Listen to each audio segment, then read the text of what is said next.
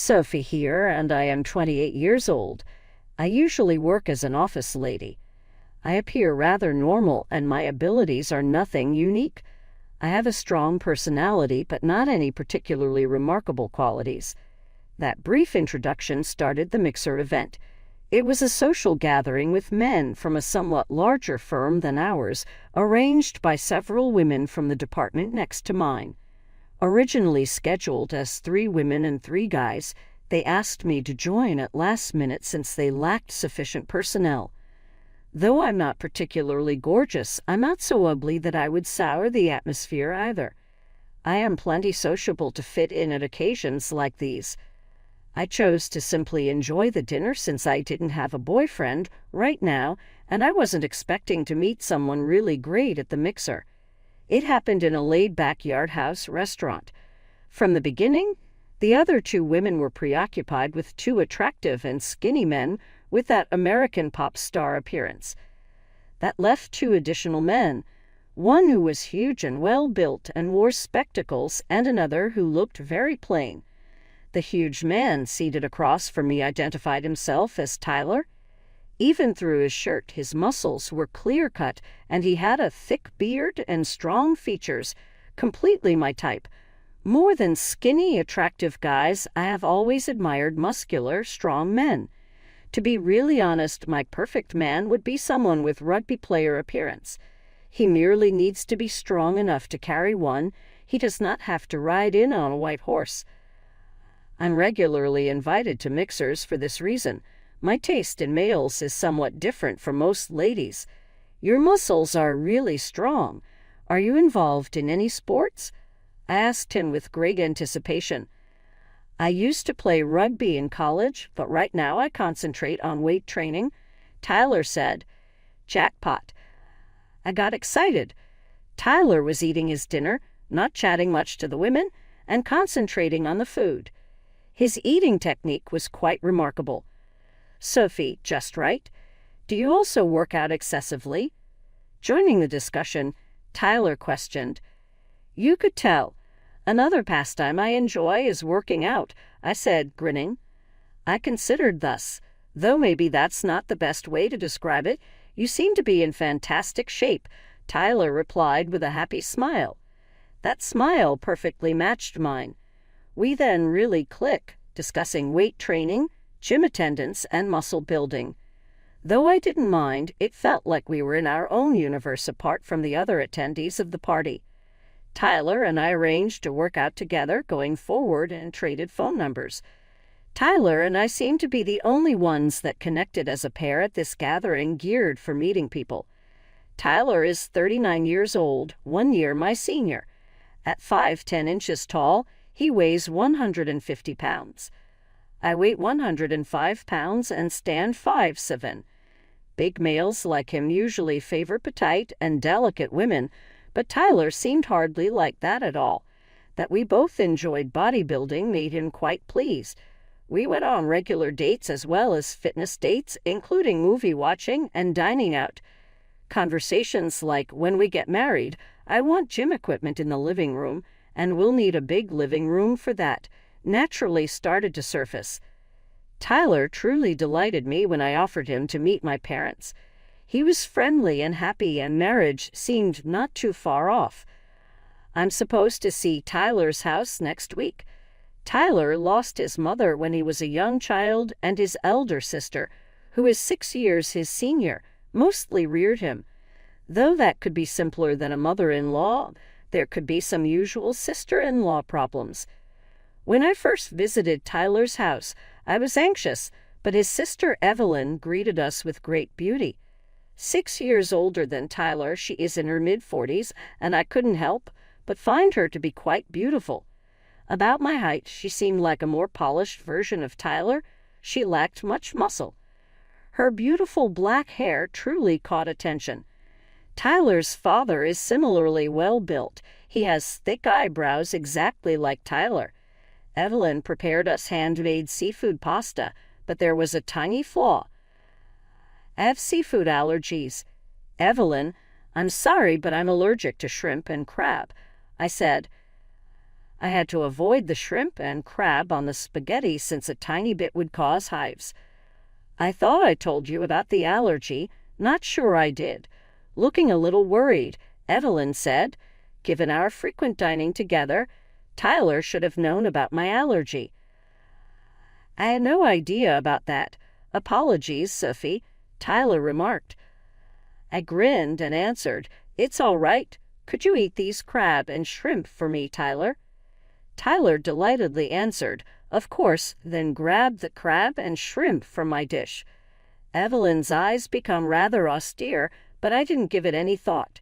Trying to diffuse things, I said, I'll be more careful next time. Evelyn next said, Sophie, if you marry, he won't be able to eat crab or shrimp anymore. Though I hadn't really considered it before, I reasoned I could avoid cooking with foods likely to aggravate my allergy. When Evelyn stated, It's really a shame because he loves them so much, I began to feel somewhat ashamed. Was she laying blame on me? I looked perplexed. Tyler said fast, Don't worry, I can always eat crab and shrimp when I go out, or I can come here for them. Evelyn kept bringing up how much Tyler enjoyed crab and shrimp as a young child and how she would keep making them for him as long as she was cooking for the remainder of the stay. Her remarks made me a little excluded. Even after you're married, you're always welcome to visit, Evelyn said later when she saw Tyler off at the door. She seemed to be suggesting that I was somehow dragging Tyler away from her. I told Tyler on the drive home, It sounds like your sister doesn't think very highly of me. You seem to enjoy crab and prawns really greatly. Though Tyler cheered me, I was feeling a little low. Yeah, I enjoy them, but worry about my sister not here. She just worries a little too much about what I eat since she finds it rather vital. Tyler said Evelyn might be quite involved in his life as she adopted a motherly position following the death of his mother. Given she has been his caregiver for so long, he reasoned she would have a bit of a sister complex. Evelyn is seeing Adam, a really attractive boyfriend. Women often drool over him. He is much more appealing than certain celebs. For my part, he doesn't really appeal. 31-year-old Adam runs a nightclub. Evelyn was working when a colleague drove her to the club where Adam was the best bartender. His work consisted on courting ladies for tips, but he fell in love with Evelyn and finally chose to launch his own company. Adam truly loves Evelyn, and even Tyler's father, who once opposed the notion of her seeing a bartender, has embraced him now that he runs his own nightclub. I even sometimes work out with him, Tyler remarked. He wants to build some muscular mass, but nothing too extreme. Tyler clarified that occasionally he and I go out to dine with Evelyn and Adam. Evelyn yelled out once, Wait, as I was ready to toss lemon and sauce over Tyler's fried shrimp. Tyler prefers ketchup on fried food. Tyler answered coolly, Don't worry. Sophie advised me to try the lemon and sauce. It tasted very excellent. Though tartar sauce also works and ketchup is fantastic, lately I have been loving lemon and sauce. Tyler appeared good with the modification, but Evelyn's face revealed she wasn't pleased with it. This went beyond food, though as well. Evelyn looked offended whenever Tyler expressed interest in anything I showed him, including foreign operas or when he started dressing differently. She seemed to object to seeing him transform. Also, unusual events occurred during our dinner at Tyler's residence. Often, even if no crab or prawns were shown, I would develop hives. I began to question whether the products or condiments they used might have included traces of shellfish, which I wouldn't have noticed. To find out what was truly going on, I thus sought to assist with the cooking at Tyler's house, but Evelyn wouldn't let me. Why not you help with the dishes instead? She asked. I thus found myself washing dishes without being able to check the ingredients. I said, One day, I got hives again after we ate here last time. Evelyn answered, That's weird. We skipped crab and prawns. Sophie, may you possibly have additional allergies? She was blaming me for the issue as if. She also mentioned, It will be difficult for you to cook for Tyler if you have so many allergies. About him, I am worried. She looked focused more on Tyler than on me. For record's sake, I only have one allergy. I've undergone extensive allergy tests before, but Evelyn seemed unconvinced even after I told her this. I came to see this went beyond her dislike of me.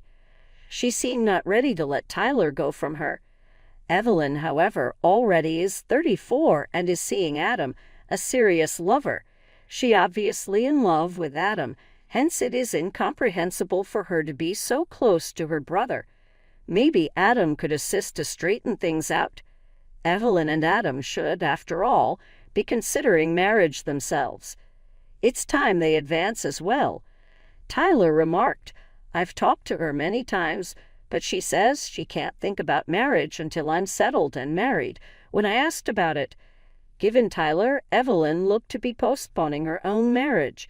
Then one day an unanticipated event occurred. Evelyn and Adam cordially welcomed us over for dinner.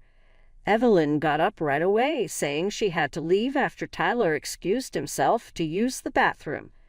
Tyler returned a little later supporting Evelyn, who appeared to be in pain and was holding a handkerchief to her mouth. Adam stood up right away and asked, "Are you okay? I'll get you home." Evelyn objected, though, saying, "It's great. As we have already ordered the food, have fun." Tyler and I are headed home. They therefore left together. Adam and me left alone. Though it felt a little weird, we tried to enjoy it since it was a fancy Italian lunch.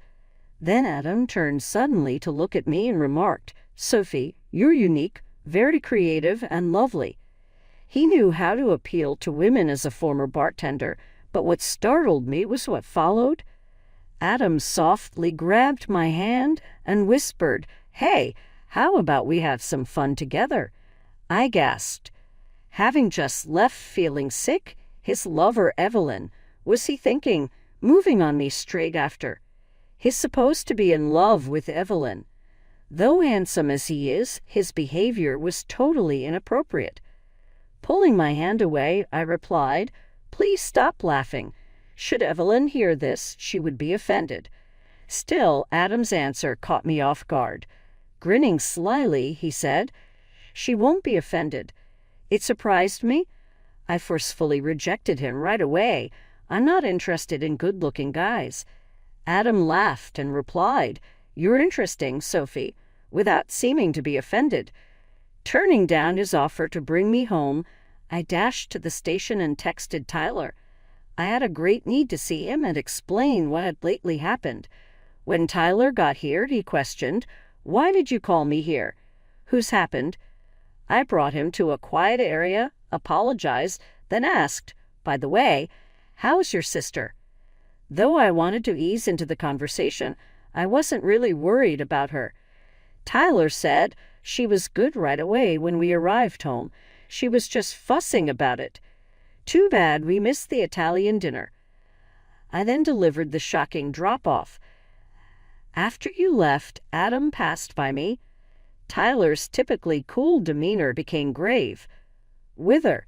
"That, the reason is." Clearly startled and perplexed, he exclaimed, "She's supposed to be with my sister." That is what I mentioned. Evelyn would be offended. I informed him. Adam insisted she wouldn't be. "What exactly does that mean?" I questioned. Deeply in contemplation, Tyler said, "That's really bad." The tale he told next surprised me. He said that the connection would quickly sour any time he brought a woman to his sister. The women would always say they had found someone else, which explained the breakups. Once I watched an ex-girlfriend curling up with a man resembling Adam. I believed I was wrong since it was from a distance and he was wearing sunglasses. Tyler remarked. Hearing this, I was taken aback. Evelyn appears to have been using Adam to sour Tyler's connections. This was too important to ignore, hence I chose to be direct with Tyler. I informed him that I only have an allergy to shellfish, nothing else, and told him how I frequently developed hives following meals Evelyn cooked. "I know she wants to keep you near, but we can't be happy in this situation, and it's not good for her either," I remarked. Tyler groaned, then said, "Yeah, you're right. I'm truly sorry, Sophie. I never imagined my sister would go this far." He seemed obviously disturbed, but I had to tell him straightforwardly how I felt. "I cannot stay in this relationship if you choose your sister over us, Tyler." Tyler answered right away without thinking.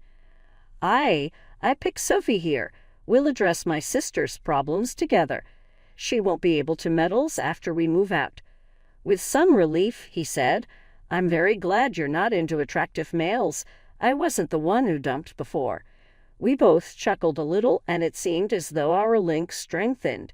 We were headed toward marriage at that point on. I chose not to visit Tyler's residence going forward, and keeping some distance from his sister ensured she couldn't meddle. Though our wedding was underway, I couldn't help but feel nervous. A cursory online search turned up a lot of terrifying tales about things going wrong during weddings and celebrations.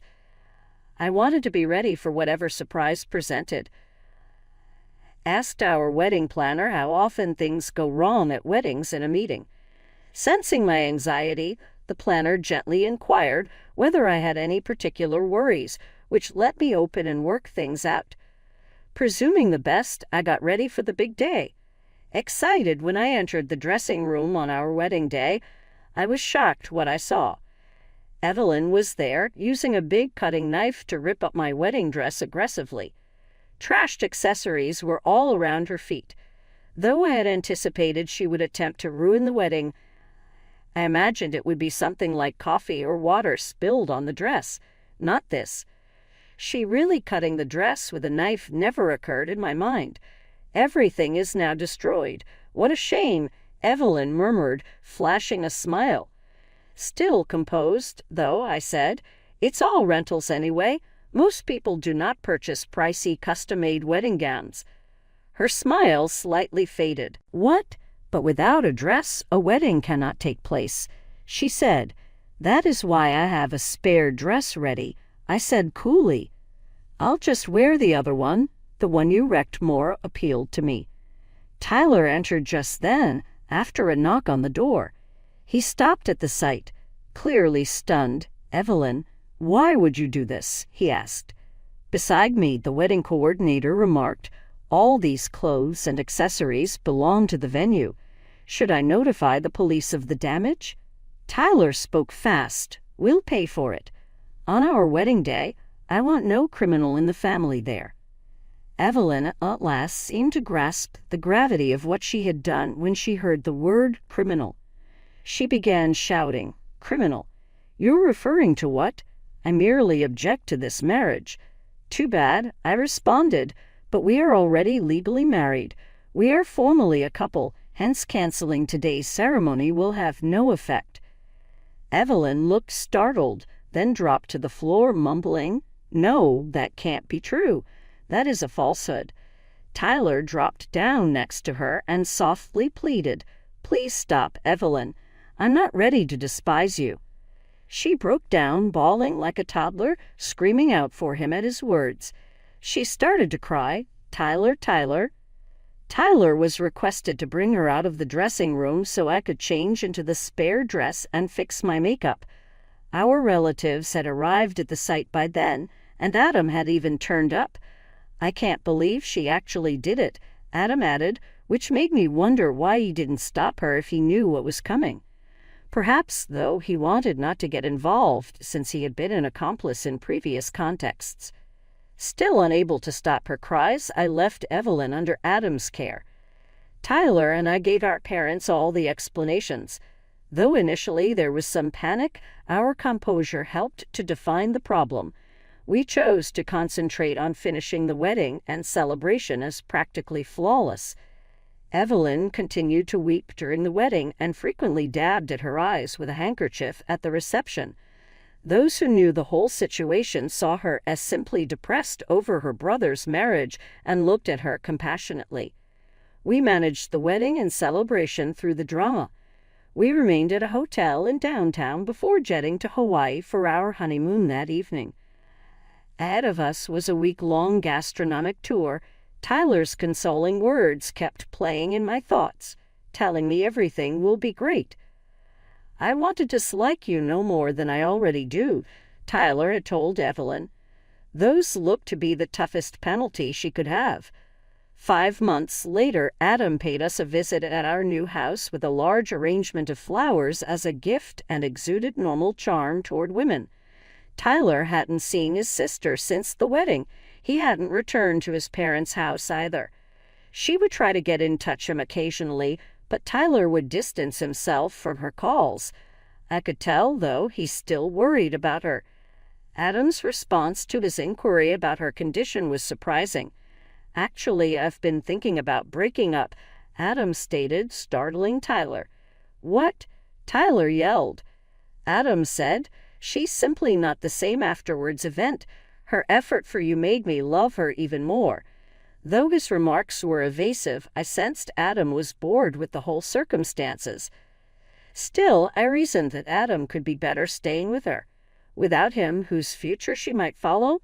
Maybe she will get married and start a family.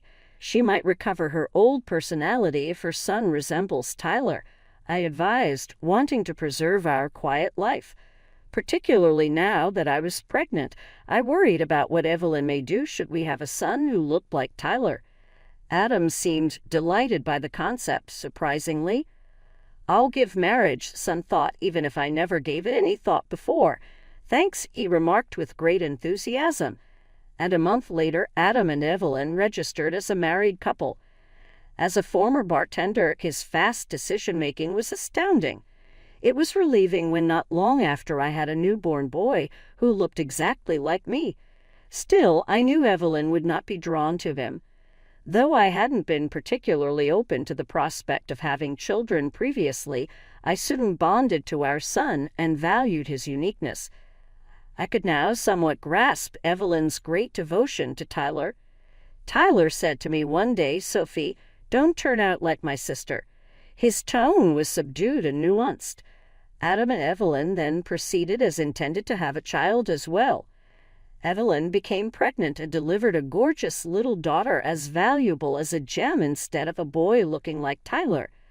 Unbelievably, Adam developed an obsession with their daughter rather than Evelyn. Even though we hadn't asked for them, he would give us wonderful photos of her growing up, totally enthralled by her. Having turned one, she became even more adorable and delightful. Our little 3-year-old troublemaker is somewhat the handful, but his mischievousness only accentuates his attractiveness. Adam makes jokes about doing everything it takes to deter any prospective partner his daughter could find. Both Adam and Evelyn seem to be somewhat protective in that sense. Although they seem to fight about their daughter a lot, really it doesn't worry me. It's interesting to me that they only forward pictures of their kid. They never any of the full family. Their business, though, is not mine. Apart from that, I have plenty on my plate, as I am expected to have twins once more in 3 months. Already as busy as small monsters, the younger ones take a lot of care. Simply said, I lack the will to bother about the difficulties of others. Tyler currently largely uses the training machine we set up in our large living room. After giving baby, I had intended to utilize it to regain shape, but it soon became a laundry hanging spot. Having all these children to pursue has made me appreciate the need of keeping strength and endurance. Perhaps if we have more kids, we could relocate the machine and really start visiting the gym. Tyler notes, though, that we will never run out of weights even without the machine. He says this while squatting with our son on his back, and I am reminded of how much I love him. That makes me sure I won't turn into his sister. When our children grow up, I hope they will meet